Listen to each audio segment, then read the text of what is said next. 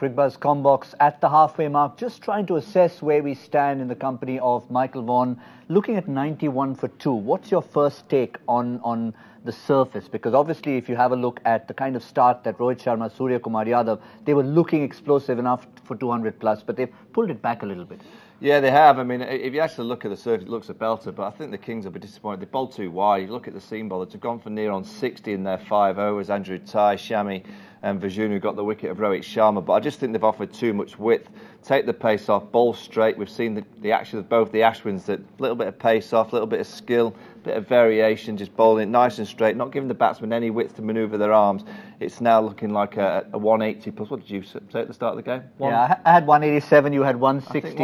My 161's looking a little bit light at the minute. Your 187 could be spot on. But we heard Mike Hesson, we talked about Mike Hesson at the start of the show, and he also had a very similar assessment. He said, look, you've got to vary your lines and lengths. It's a good enough surface unless you do something about it as a bowling unit.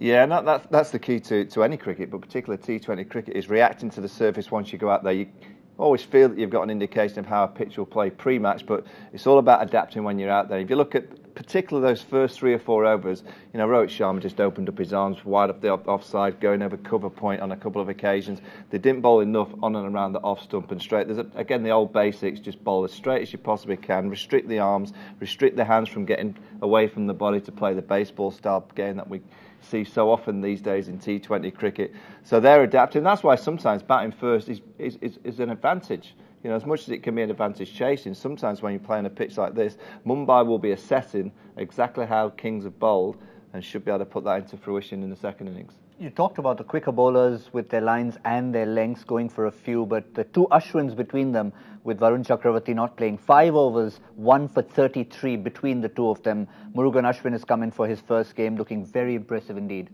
Yeah, and that mystery, you know, spinning the ball either way, as can Ravi Ashwin. That's the key in T20 cricket, is just having the ability to just ask a question of the batsman. You know, the ball's in the air and the batsman's thinking, is it going to be the off spinner? Is it going to be the one that's going away from the bat? Is it going to be the dooser? Is it going to be the googly? Is it going to be the normal leg spinner?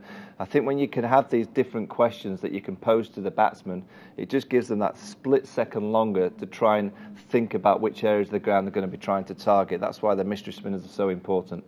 Well, you've got a bit of a strange emotion for the crowd, because obviously they're supporting the home team, but the gentleman out there, Yuvraj Singh, he's the prince of Mohali, as it were. So from his point of view, will he be feeling the pressure a little bit?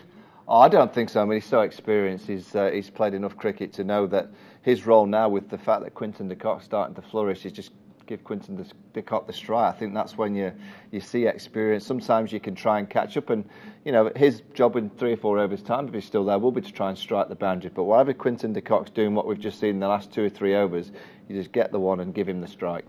All right, never mind about the MPL Super Couch. At this stage, 91 for 2, which was at the 10 over mark, what would be the kind of score with the Mumbai dugout would be looking at, with Pollard and the Pandyas to come?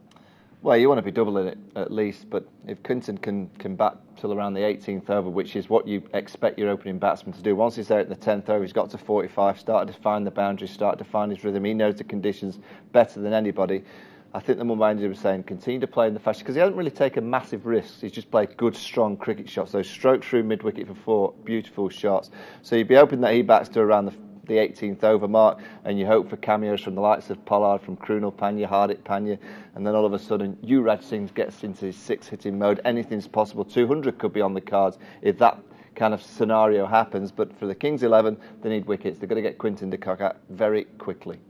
Michael Vaughan still harbouring aspirations of sitting on that MPL Super Couch, but nonetheless, I think it's that Mumbai dressing room looking a little more comfortable at the moment.